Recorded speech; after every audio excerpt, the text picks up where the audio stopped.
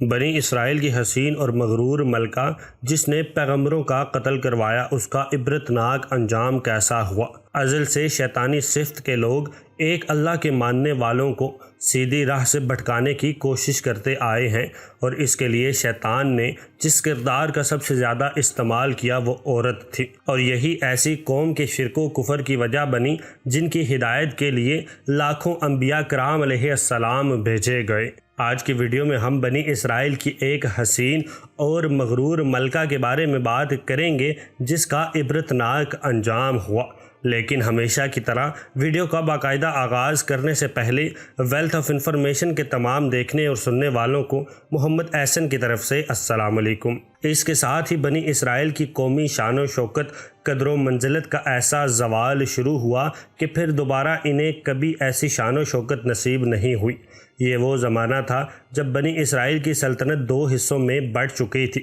جس کا ایک حصہ یہودی جبکہ دوسرا حصہ بنی اسرائیل کہلاتا تھا۔ بیان ہوتا ہے کہ اس وقت اسرائیل میں جو بادشاہ حکمران تھا اس کا نام بائبل میں اخی اب اور عربی تاریخ و تفاسیر میں عجب یا اخب مذکور ہے، جبکہ اس کی بیوی جس کا نام ایزابل تھا، یہی وہ عورت تھی جو پورے بنی اسرائیل قوم کو شرک میں مبتلا کرنے میں کامیاب ہوئی، جو خود دراصل بیل نامی بت کی پرستار تھی۔ بیل بت یہودیوں اور اسرائیلیوں کا سب سے بڑا اور مشہور دیوتا تھا۔ کہا جاتا ہے کہ وہ بت سونے کا تھا اور اس کا قد 20 گز تھا، 4 منہ اور 400 افراد اس کی خدمت پر مامور تھے۔ اس کے علاوہ یمن اور شام کی عوام کا پسندیدہ دیوتا یہی تھا، جس کی سینکڑوں سالوں سے پوجا کی جا رہی تھی۔ جبکہ روایات میں آتا ہے بیل کے پجاری حضرت یوشع بن نون علیہ السلام کے زمانے میں بھی تھے، اور آپ علیہ السلام نے شام کی فتح کے دوران ان سے جنگ بھی کی تھی۔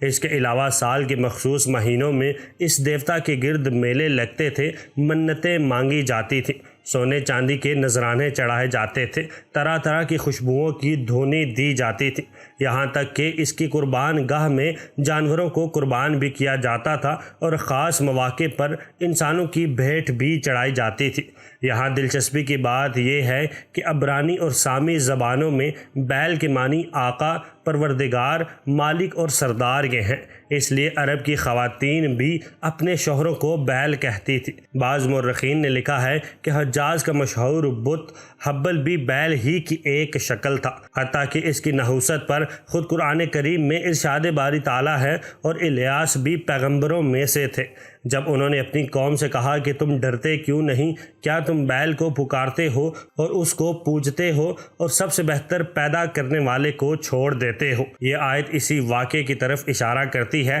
جس میں ایزابیل نامی عورت نے پورے بنی اسرائیل کو بیل کی پرستش میں لگانے کا کام سر انجام دیا تھا، اور بیل کے نام پر ایک بڑی قربان گاہ تعمیر کر کے کئی انسانوں کو وہاں قربان کر ڈالا تھا۔ یاد رہے کہ ایزابیل کوئی عام سی عورت نہیں، بلکہ 9ویں صدی قبل مسیح میں وہ فینشن شہزادی اور بادشاہ اقبال کی بیٹی تھی۔ فینشیا اسرائیل کے شمال میں واقع ایک ایسا شہر سمجھا جاتا تھا جو روایات اور عقائد کی پیروی کرنے کو کسی خاطر میں نہ لاتا تھا، اور اسی شہر پر کنگ اعتبال کی حکمرانی بھی تھی۔ کنگ اعتبال نے جب اسرائیلی سلطنت کو ٹوٹتے دیکھا تو بہت پریشان ہوا، اور اس سلطنت کو پرامن بنانے کا ایک حل ایسا نکالا کہ نئے مقرر شدہ اسرائیل کے بادشاہ کے بیٹے احاب اور فینشن شہزادی ایزابیل کی شادی کر دی جائے۔ لہٰذا کچھ ہی عرصے میں دونوں ٹوٹی ہوئی سلطنتوں کے درمیان کچھ حد تک تو امن پیدا ہو گیا، لیکن شادی کے بعد ملکہ ایزابل نے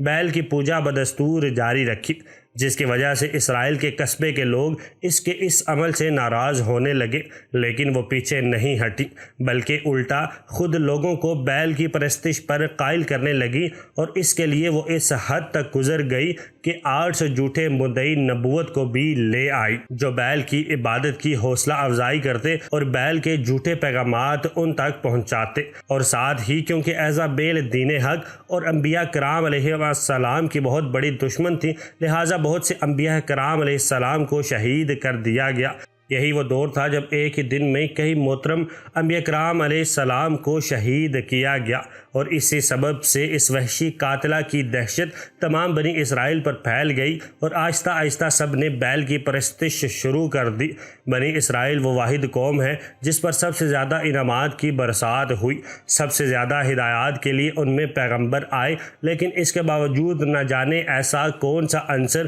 ان کے وجود میں شامل تھا کہ یہ لوگ ذرا سی ترغیب پر اور ڈراوے دھمکاوے پر اپنا ایمان بیچ ڈالتے اور کسی بھی غیر اللہ کی چیز کی پرستش فوراً شروع کر دیتے۔ اب بھی جب یہ قوم مکمل طور پر شرک و کفر میں مبتلا ہو گئی تو اللہ تعالیٰ کی طرف سے حضرت عیسیٰ علیہ السلام کو حکم ہوا کہ وہ اس خطے میں جا کر توحید کی تعلیم دیں اور اسرائیلیوں کو بت پرستی سے روکیں۔ حضرت الیاس علیہ السلام نے جب بنی اسرائیل کو صراط مستقیم پر چلنے اور کفر و شرک سے باز رہنے کی دعوت دی تو انہوں نے دعوت حق مسترد کر دی، جس پر اللہ تعالیٰ نے انہیں خشک سالی سے دوچار کر دیا۔ سلطنت اسرائیلیہ کے لوگ پانی کی بوند بوند کو ترسنے لگے، جبکہ دوسری طرف ایزابیل حضرت الیاس علیہ السلام کی جان کی دشمن بن گئی۔ چنانچہ اس نے اپنے شوہر اخی اب کے ذریعے ان کے قتل کا فرمان بھی جاری کیا، لیکن حضرت الیاس علیہ السلام اللہ کے حکم سے ایک غار میں جا چھپے اور کچھ عرصے کے بعد اللہ کے حکم سے ہی دوبارہ ظاہر ہو گئے۔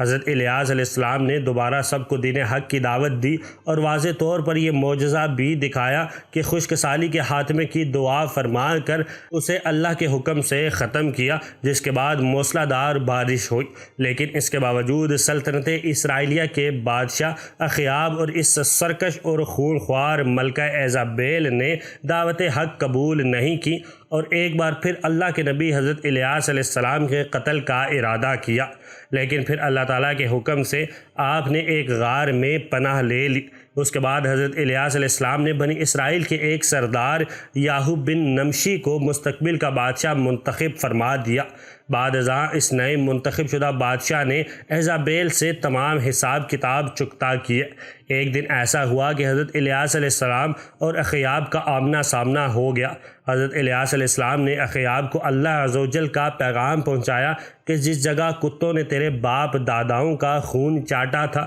وہی تیرا بھی خون چاٹیں گے، اور ساتھ ہی حضرت الیاس علیہ السلام نے اخیاب کو اس کی ملکہ ایزابیل کے انجام کے بارے میں بھی خدا کے حکم سے آگاہ فرما دیا کہ یزری ایل نامی کھیت میں کتے ایزابیل کی لاش کو نوچ نوچ کر کھائیں گے۔ اور پھر خدا کا کرنا ایسا ہی ہوا کہ اخیاب کچھ ہی عرصے کے بعد ایک جنگ میں مارا گیا اور کتوں نے اس کا خون چاٹا۔ اس کے بعد حضرت الیاس علیہ السلام نے غار میں پناہ لینے کے بعد جس اسرائیلی سردار کو مستقبل کا بادشاہ قرار دیا، وہ اللہ کے حکم سے ایزابیل اور اس کے گھرانے سے بدلہ لینے کے لیے خود کو تیار کرنے لگا۔ اس کے لیے یاہو بن نمشی نے سلطنت اسرائیلیہ کے بد کردار بادشاہ یورام کے خلاف بغاوت کر کے اس کو ایک دلیرانہ حکمت عملی کے ذریعے قتل کر دیا اور اس کی لاش کو نابوت یزری ایل کے کھیت میں پھینکنے کا حکم دیا۔ بادشاہ کے قتل کے بعد نیا بادشاہ یاہو بن نمشی محل میں داخل ہوا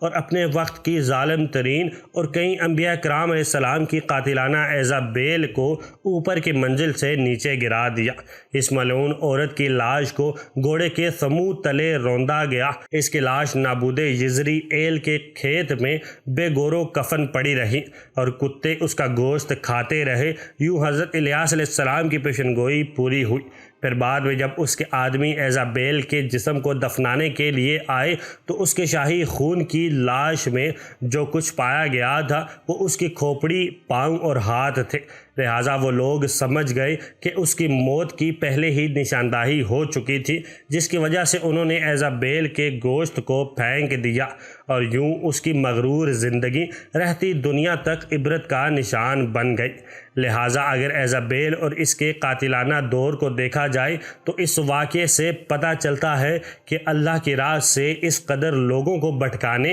اور اس کے انبیاء کرام علیہ السلام کو کثرت سے شہید کروا دینے کے بعد اگر کوئی اپنے مکر و فریب جاری رکھتا ہے تو اللہ تعالیٰ ان سے بہتر تدابیر اختیار کرنے والا ہے۔ بلا شبہ اللہ عز و جل مختار ہے، اگرچہ وہ ایزابیل جیسے ظلم کرنے والوں کے لیے فوری سزا نہیں دیتا، لیکن سزا ان لوگوں کے لیے ضرور ناگزیر ہوتی ہے۔ جو اللہ کے بندوں سے دشمنی مول لیتے ہیں وہ اللہ کے مقرر کردہ وقت میں ضرور پاتے ہیں۔ آخر میں دعا ہے کہ اللہ تعالی ہمیں اپنے نیک بندوں کا احترام کرنے کی توفیق عطا فرمائے، آمین۔